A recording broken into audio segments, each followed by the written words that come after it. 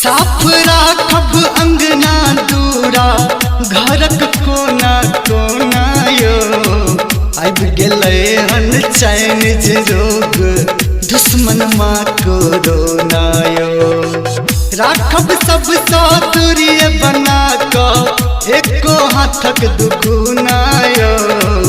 आबि गेलै हन चाइनीज रोग दुश्मन माँ कोरोना यो आबि गेलै हन चाइनीज रोग दुश्मन माँ कोरोना यो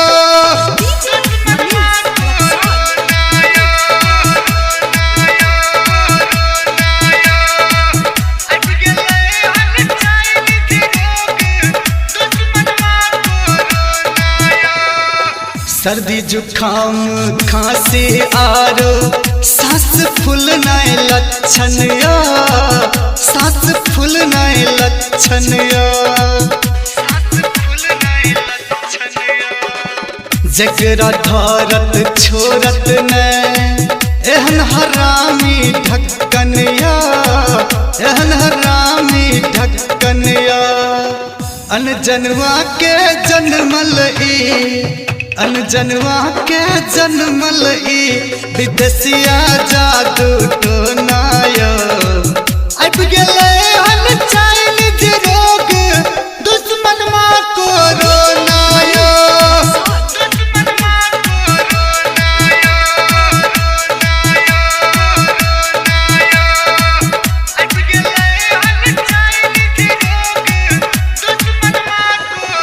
चीन सा अमेरिका फ्रांस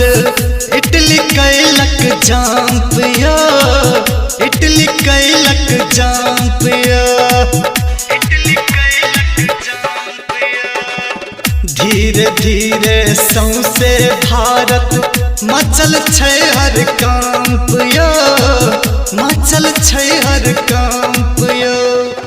एकरा आगू मनुखक जिंदगी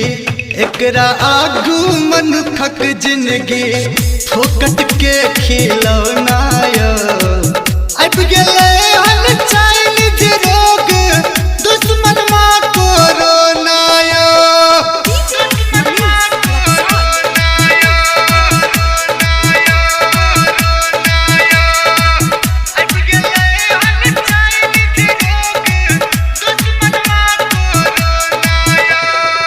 बिना काज के एमहर अमहर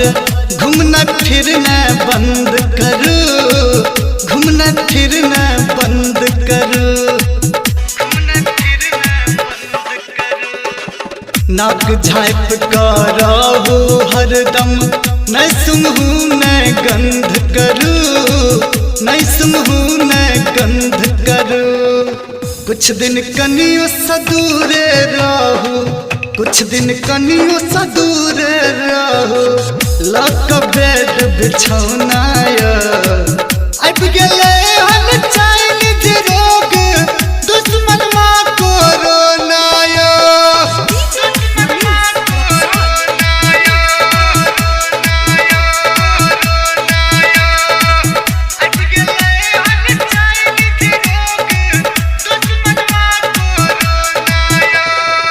हाथ जोड़ैया शंभू मिथिलेश जिंदगी अपन बचाबू यो जिंदगी अपन बचाबू यो छिक छिकी सुरसुरी भेला पर डॉक्टर सा देखाबू यो डॉक्टर सा देखाबू यो चारू दुनिया घिना क छोड़त चारू दुनिया घिना क छोड़त सरल सरंदी घिनौना यो आबि गेलै